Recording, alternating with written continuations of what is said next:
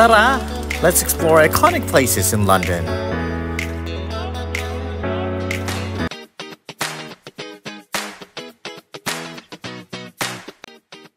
Hi guys, I'm Julius. And I'm Tristan.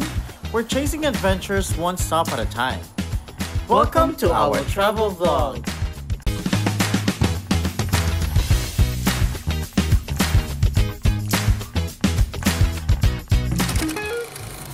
Hello mga kalakwatsa! Samahan nyo kami today as we explore the heart of Central London, ang sentro ng history, culture, at Instagram-worthy spots. Bago maggala, gagamit tayo ng City Mapper. Apto for planning routes for train, bus, or lakad. Super useful nito dito sa London.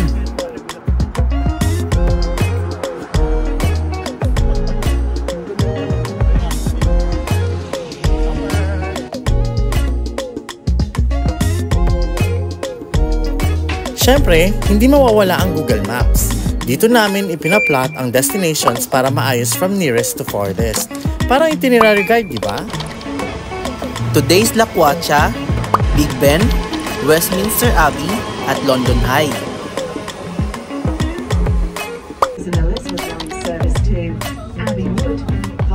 At syempre, may Tito Tips tayo. Plan your trip para di ligaw sa train or bus. Stand on the right sa escalator. Londoners, walk fast parang may karera. At dahil moody si London weather, always check the forecast.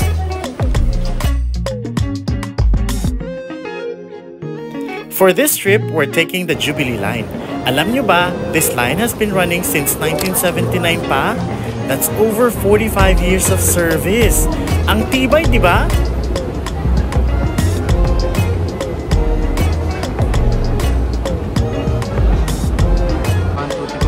Lalabas tayo sa Exit 4. Ito yung shortcut papunta sa mga major London landmarks. Ready na ba kayo? Hi mga kalakwatsa! Look behind me, si Uncle Big Ben. Alam niyo ba, Big Ben isn't actually the tower. It's the nickname of the Great Bell inside the Elizabeth Tower, which stands 96 meters tall. Mind blown, di ba? Let's cross to the other side. Papunta na tayo sa Westminster Abbey. Medyo busy dito kasi aside from being a royal ceremony hotspot, this area is one of the busiest in London.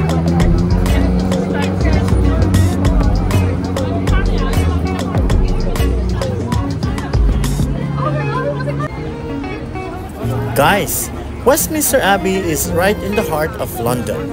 As in, katabi lang ang iconic Houses of Parliament and just few steps away from beautiful River of Thames.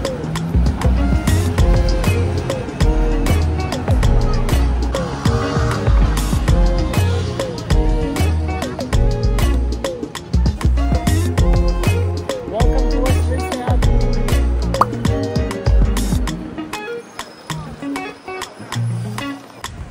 Alam nyo ba?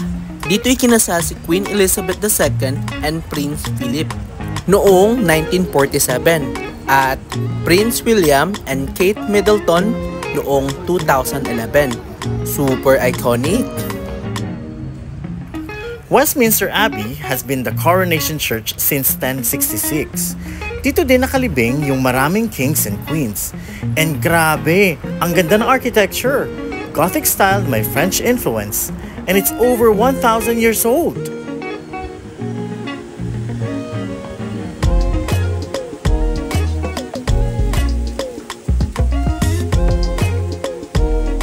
Kung gusto niyong ma-experience ang Westminster Abbey, pwedeng mag-book through Klook, Expedia, Trip.com or Viator.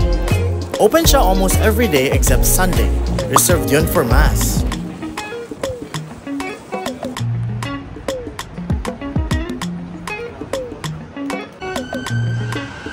May guide kayo sa history and timeline na makikita nyo sa side ng church.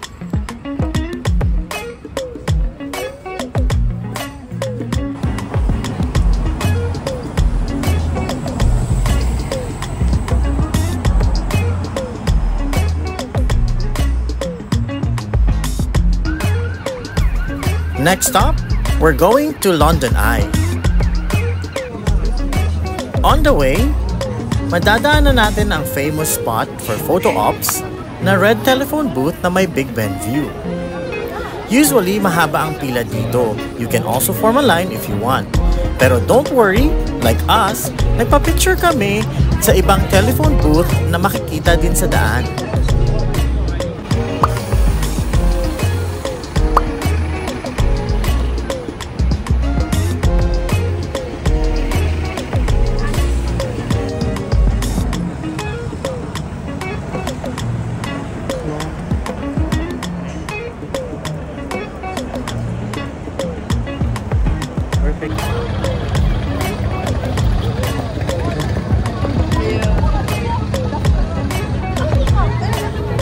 Tito tips lang mga kalakwatsa, stay alert. This area is very touristy, so medyo prone sa phone theft and pickpockets. Ingat palagi. Pwede din kayong bumili ng souvenirs dito.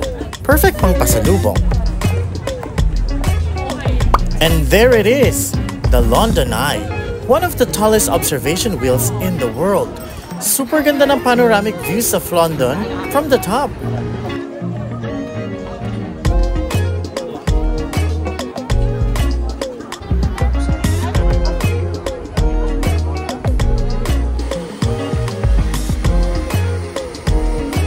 From here, kita nyo ang Houses of Parliament, ang pinaka-main legislative body ng UK. Fun fact, the green color of Westminster Bridge was chosen to match the House of Commons leather seats. Ang cool, di ba?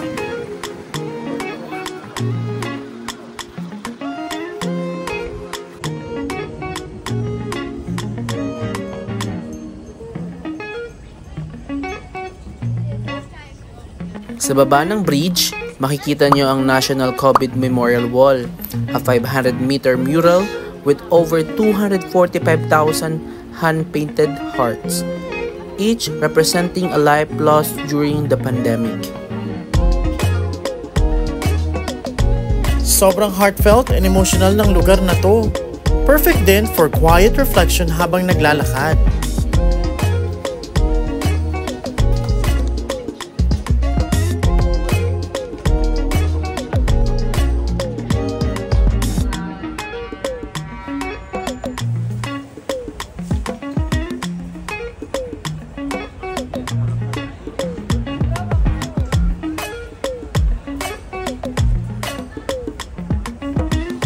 And guys, sunset view here is amazing.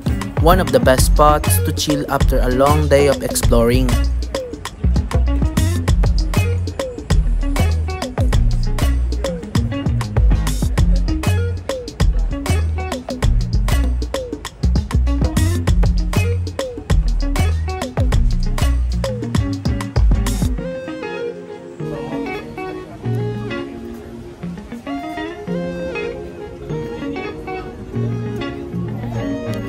If you walk a little closer sa side ng bridge, makikita nyo naman ang famous photo spots sa maraming mga travelers na pwedeng pang Instagram story. Here are our snaps from last year.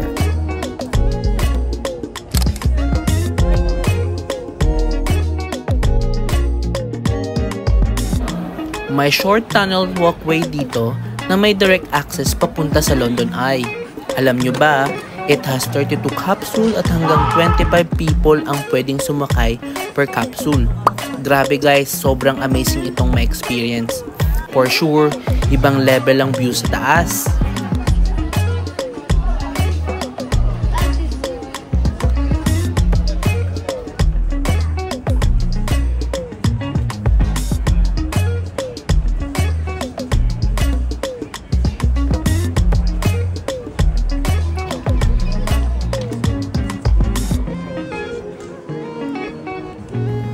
Pwede din kayong mag-London Eye River Cruise. If gusto nyo i-try, visit londoneye.com.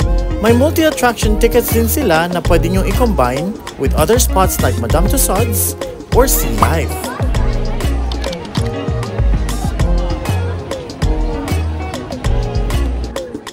On a clear day, makikita nyo up to 40 kilometers from the top. Kita ang Buckingham Palace, Wembley Stadium, Tower of London, and even the Windsor Castle. Sobrang sulit.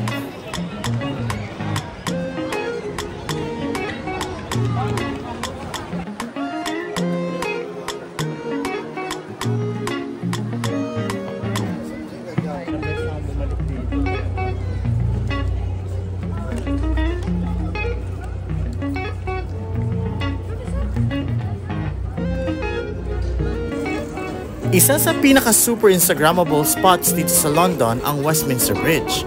Perfect na perfect to for photos, lalo na kapag may red bus sa likod mo at yung iconic historical buildings ng London as your backdrop. Pero guys, iba din ang dating kapag golden hour na. As in, ang ganda ng lighting, pang postcard ang shots.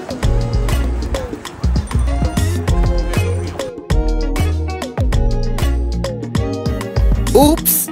Di pa tapos ang gala natin mga kalakwatsa. Stay tuned for our next episode. More iconic places, more travel Tito tips, more kwentuhan with us in London.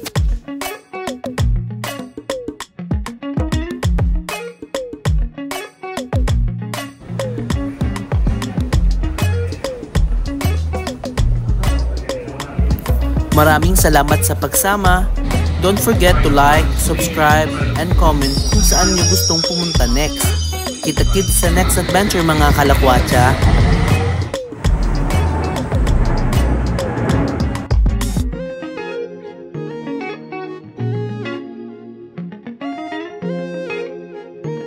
To God be the glory. Thank you po, Lord.